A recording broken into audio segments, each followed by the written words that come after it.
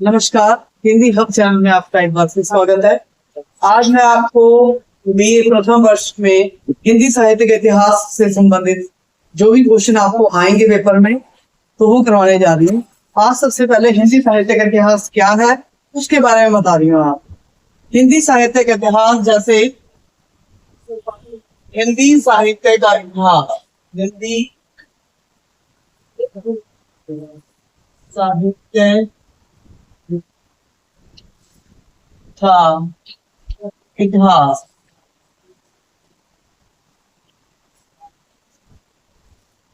तो प्यारे विद्यार्थियों, हिंदी साहित्य का इतिहास जो है वो 4 भागों में बांटा गया है। आदिकाल, भक्तिकाल, रीतिकाल और आधुनिक काल। आदिकाल का जो समय है वो माना जाता है, आदिकाल इसका जो समय है वो 1050 से 1300 के अंदर माना जाता है। अब आप ये पूछेंगे कि इसमें सन और संवत है, तो ये जो संवत है, एक इंटरेस्टिंग बात यहाँ पर मैं आपको बताऊं कि सन और संवत में जो है वो 57 सालों का अंतर होता है। संवत जो है और सन में 57 सालों का अंतर है। जो संवत का निर्माण है वो विक्रमादित्य के समय से माना जाता है। वो एक बड़े ही दयालु राजा थे। तो अपने समय में अपने जितने ही प्रजाजन थे उनका कर्जा माफ किया उन्होंने। उनके जो पिता थे वो गंधर्व सेन थे और उनके जो भाई हैं वो भर्तहरि थे, बहुत बड़े योगी कहे जाते हैं। ठीक है, तो उनके जन्म के समय से जो है विक्रम संवत जो माना जाता है। इन दोनों के बीच सन और संवत में 57 साल का अंतर मैं आपको बता चुकी हूँ। तो जो सन है वो ग्रेगोरियन कैलेंडर के हिसाब से माना जाता है, जो आजकल अंग्रेजी कैलेंडर है इसमें कहा जाता है ग्रेगोरियन कैलेंडर। तो ये अंग्रेज जब भारत में आए तो उस समय से जो है ये ग्रेगोरियन कैलेंडर जो है माना जाता है। तो जो संवत है वो 57 साल आगे माना जाता है। अगर मान लो कि अब 2025 चल रहा है, अगर आपने संवत के हिसाब से लेना है तो 25 साल इसमें 57 साल इसमें आप ऐड कर दो तो ये संवत में कन्वर्ट हो जाएगा। ठीक है जी, तो ये है सन और संवत के बीच जो है अंतर है। तो हम जो ये आदिकाल का समय लेंगे वो हम संवत से लेंगे। ठीक है, तो आदिकाल का जो समय आपको मैं बता रही हूँ कि आदिकाल का समय जो है 1050 संवत से 1375 माना जाता है। दूसरा इसमें आता है आदिकाल के बाद जो आता है हमारा आता है भक्ति काल। भक्ति काल, तो भक्ति काल का जो समय है विद्यार्थियों ये है 1375 से लेकर 1700 तक का जो संवत है ये जो है भक्ति काल के नाम से जाना जाता है। इसके बाद आता है तीसरा काल जो हिंदी साहित्य का, उसको कहा जाता है रीति काल।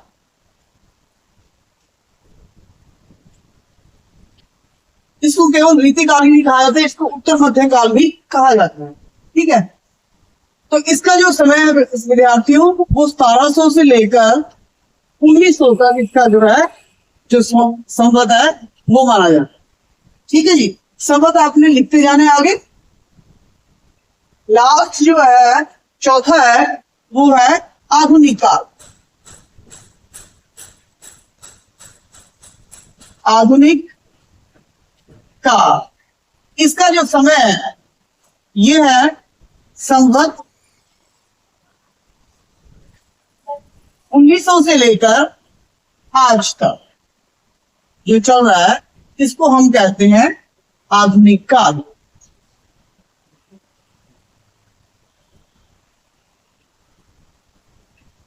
तो आज हम यहाँ पर जो आपका पहला क्वेश्चन रहने वाला है हिंदी साहित्य के इतिहास में, आपको जो लगा हुआ है सिलेबस पे सिर्फ आपको लगा हुआ है आदिकाल। पहले सेमेस्टर में जो आपको लगा हुआ आदिकाल है जिसका समय है 1050 से लेकर 1375। तो आपको मैं साथ के साथ जब मैं आपको लॉन्ग क्वेश्चन करवाऊंगी तो आपको साथ के साथ ही बताती जाऊंगी। इसमें शॉर्ट क्वेश्चन लॉन्ग क्वेश्चन नहीं बनेगी। अब सपोज कर लो ये जो मैंने आपको बताया हिंदी साहित्य के इतिहास को 4 भागों में बांटा जा सकता है, तो शॉर्ट क्वेश्चन आपको कैसे आ सकता है? शॉर्ट क्वेश्चन ऐसा आ सकता है आपको कि आदिकाल के समय सीमा बताइए। शॉर्ट क्वेश्चन 2 नंबर का आएगा आपको। ठीक है जी, तो वहां पर आपने सिर्फ आंसर देना है। अब शॉर्ट क्वेश्चन करने के लिए सबसे पहले दिमाग में ये उठाना होता है कि जो एग्जामिनर है उसने उनसे क्या पूछा है और हमने आंसर क्या देना है। अगर आप बिल्कुल करेक्ट आंसर देते हो तो उसका मतलब ये होता है कि आपके 2 में से पूरे 2 नंबर ही आएंगे। ठीक है, अब उन्होंने सिर्फ आपको पूछा यहाँ पर कि आदिकाल का आपने नाम वो बताना है कि समय बताना है कि आदिकाल का समय कब से कब तक माना जाता है। तो सिर्फ आपने वहां पर आंसर देना है कि आदिकाल का समय है जो संवत 1050 से 1375 माना जाता है। 2 नंबर का क्वेश्चन है। जब आपका टू द पॉइंट आंसर होगा तो आपके 2 में से 2 आएंगे, इसमें से कोई मार्क्स की जो है कठिन नहीं होगी। उसके साथ आगे भी आपका समय भक्ति काल और रीति काल, लेकिन ये आपके सिलेबस में नहीं है। लेकिन आप हिंदी साहित्य के विद्यार्थी होने के नाते आप लोगों को ये पता होना जरूरी है कि हिंदी साहित्य का इतिहास कितने भागों में बटा है। शॉर्ट क्वेश्चन ऐसा नहीं आ सकता कि हिंदी साहित्य के इतिहास में कितने भागों में बांटा गया है, उनके नाम बताइए। ठीक है, तो लेकिन आपने सिर्फ आपने करना है आदिकाल। तो आपका जो क्वेश्चन पहला बनता है लॉन्ग क्वेश्चन, वो आदिकाल की परिस्थितियां बताइए। आदिकाल की जो परिस्थितियां हैं विद्यार्थियों, आदिकाल की परिस्थितियां हैं राजनीतिक परिस्थितियां, सामाजिक परिस्थितियां, धार्मिक परिस्थितियां, आर्थिक परिस्थितियां और साहित्यिक परिस्थितियां। आज जो मैं आपको करवाऊंगी बड़ी डिटेल से करवाने वाली हूँ कि राजनीतिक परिस्थितियां और सामाजिक परिस्थितियों के बारे में आज हम चर्चा करेंगे। तो 2 एपिसोड में हम ये अपना क्वेश्चन जो है कंप्लीट करवाएंगे। तो आज जो मैं आपको करवा रही हूँ वो राजनीतिक परिस्थितियां।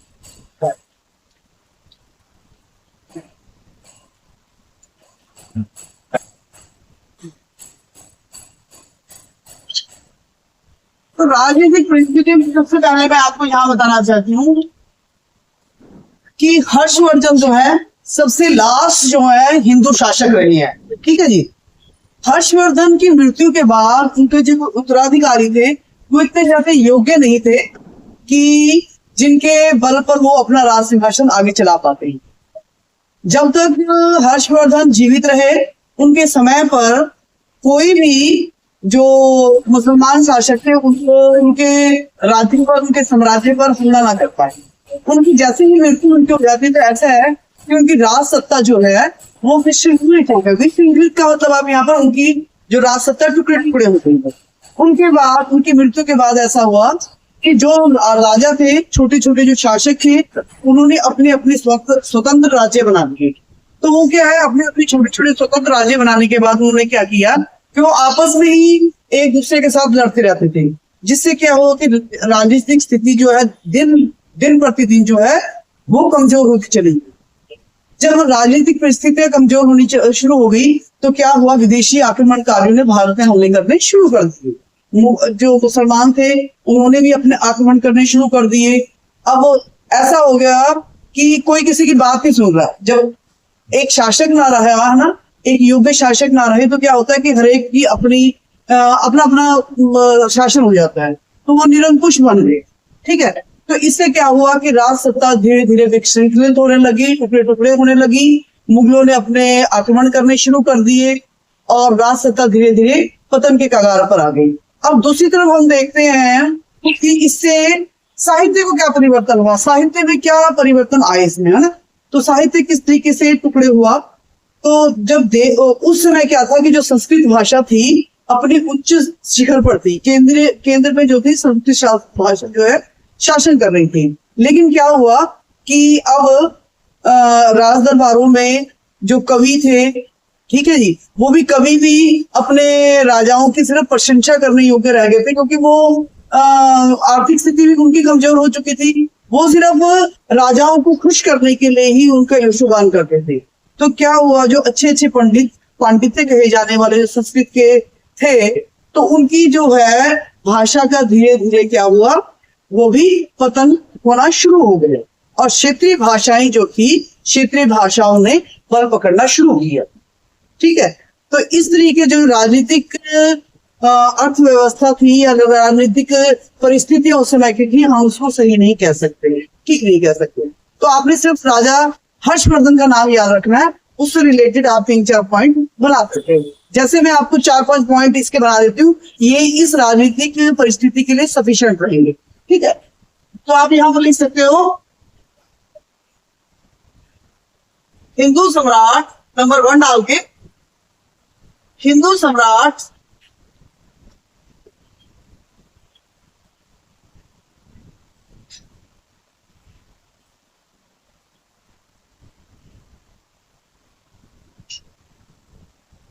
हर्षवर्धन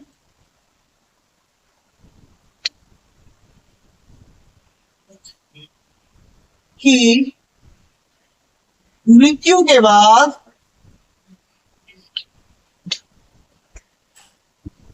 केंद्रीय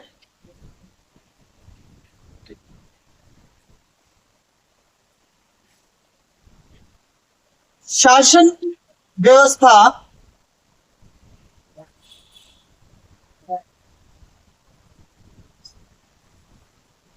टुकड़े टुकड़े हो गई।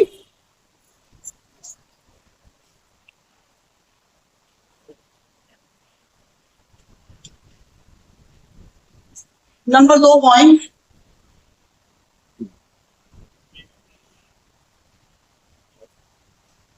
छोटे छोटे शासकों ने अपने स्वतंत्र राज्य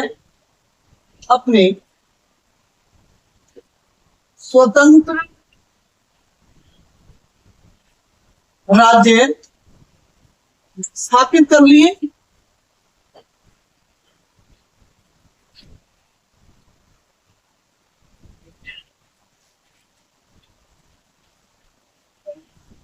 सब इसके अगर आप 5 पॉइंट दोगे विद्यार्थियों तो सफिशिएंट रहेगा।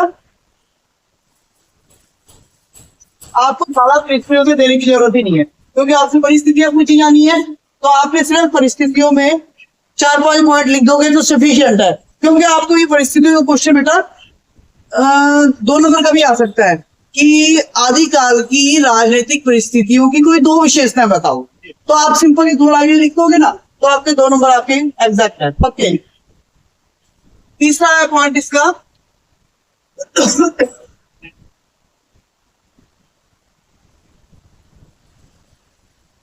ये छोटे छोटे शासक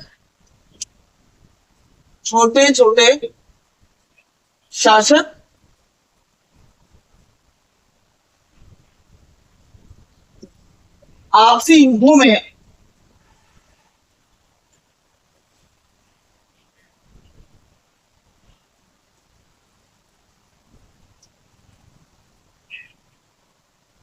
उलझे जाते थे,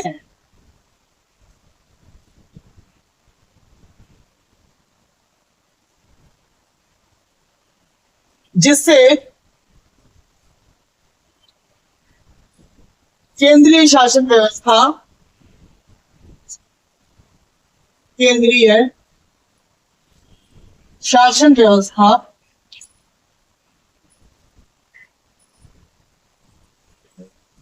छिन्न भिन्न हो गई।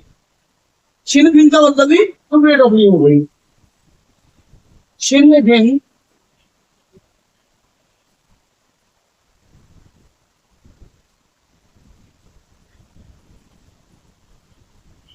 हो गई।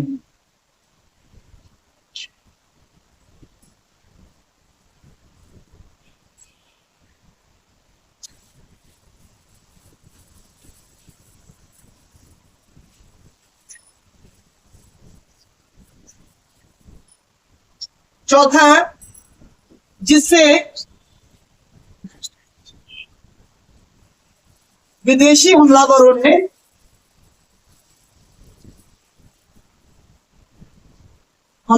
ने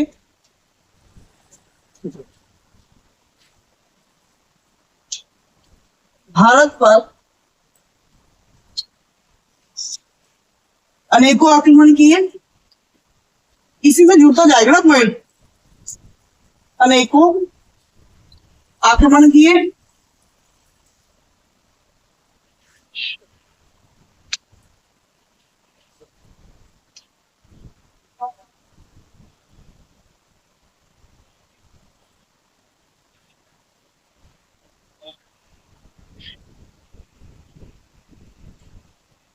केंद्र में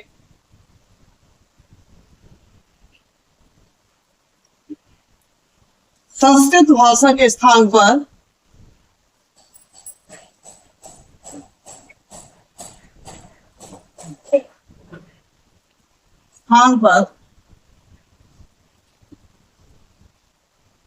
क्षेत्रीय भाषाओं में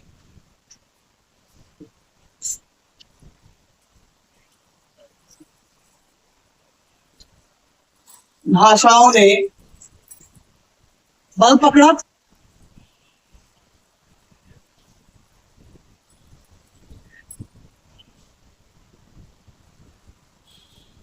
बेटा अब देखो 5 मैंने आपको पॉइंट लिखा है जो बिल्कुल टू द पॉइंट है, 2 नंबर के क्वेश्चन के लिए भी और लॉन्ग क्वेश्चन के लिए भी। अगर इसके पॉइंट आप ज्यादा चाहते हैं तो इसको मैं काफी डिटेल में बना सकती हूँ, लेकिन नहीं, मैं इतना टाइम वेस्ट नहीं करूंगी आपके साथ, क्योंकि ये 5 पॉइंट आपके लिए बिल्कुल सफिशिएंट है। ठीक है जी।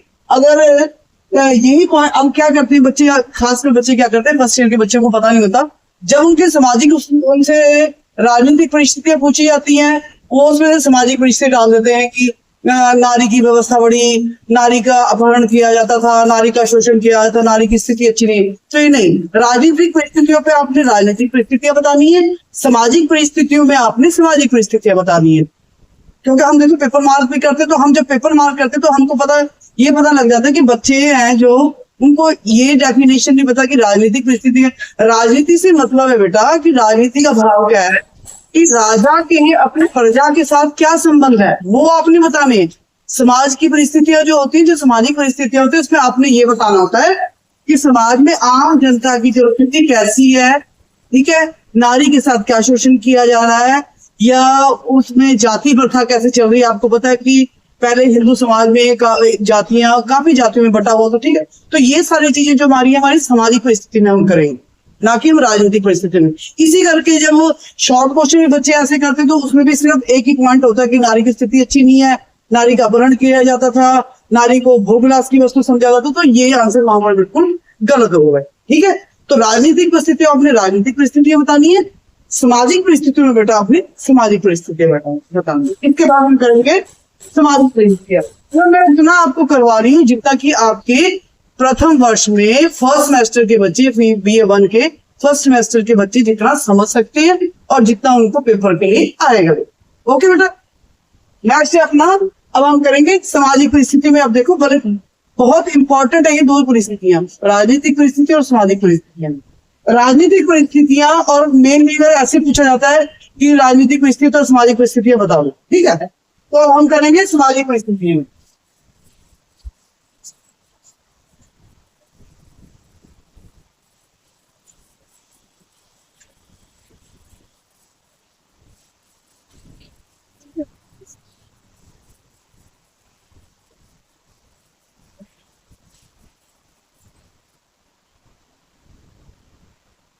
अब हम पहली लेंगे सामाजिक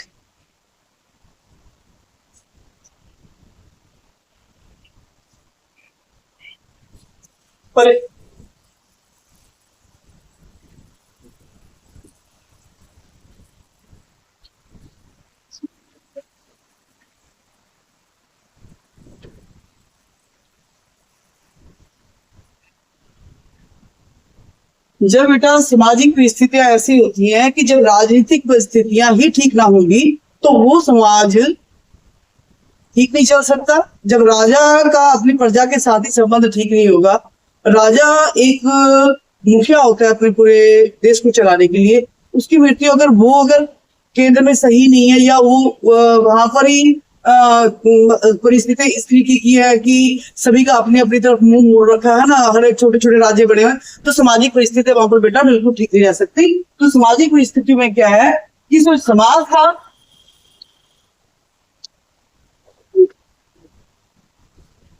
समाज कई वर्गों में बटा हुआ था।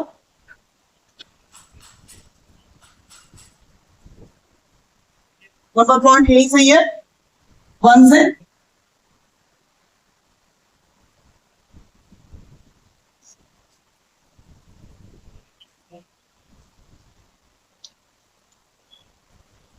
नंबर 2 है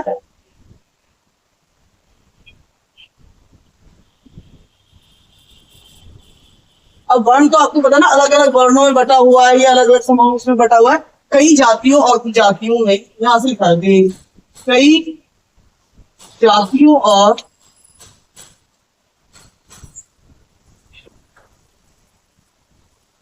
उपजातियों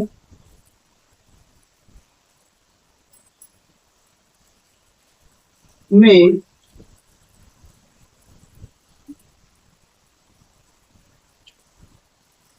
विभाजित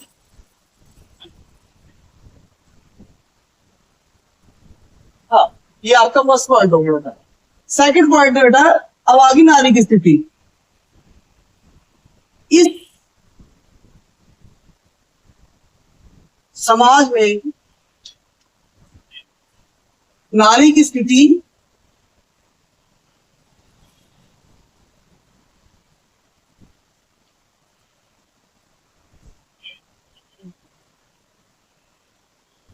दयनीय थी।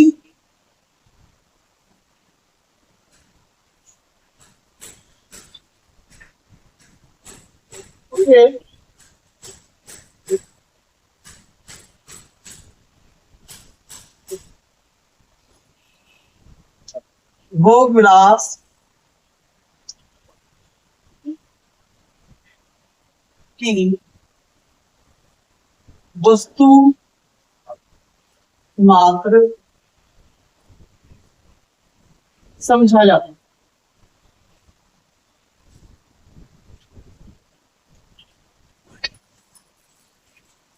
एक तरफ तो हम कह रहे हैं कि भोगविलास की, पर जो राजपूत रानियां थी वो बड़ी वीरांगनाएं थी। ठीक है जी, राजपूत नारियां हैं जो वो बहुत वीरांगनाएं थी, क्योंकि आपको पता है उस समय जितने भी शासक थे वो राजपूत शासक। ठीक है,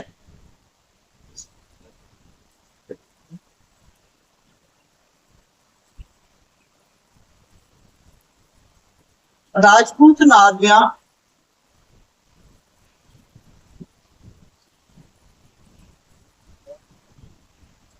वीरांगनाएं थी।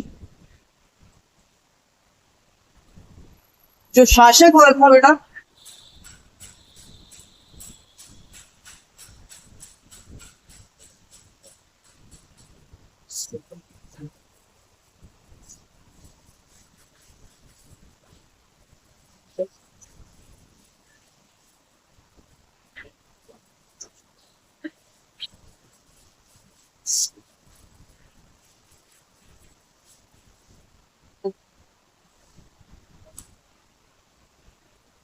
ये रानियां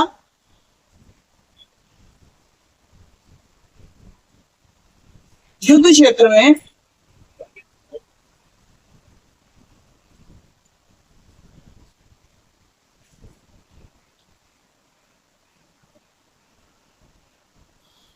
तलवारबाजी भी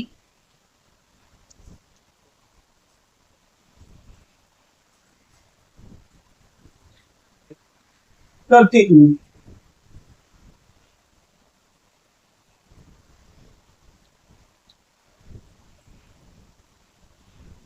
नंबर 5वां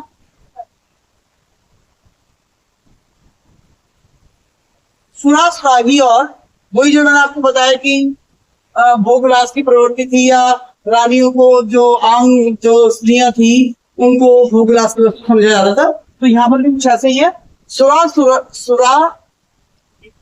सुराही और सुंदरी का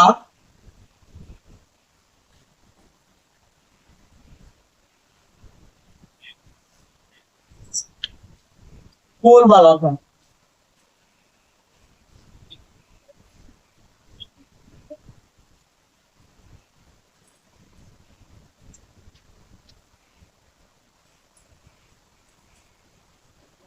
नंबर 6 पॉइंट है बेटा आम जनता में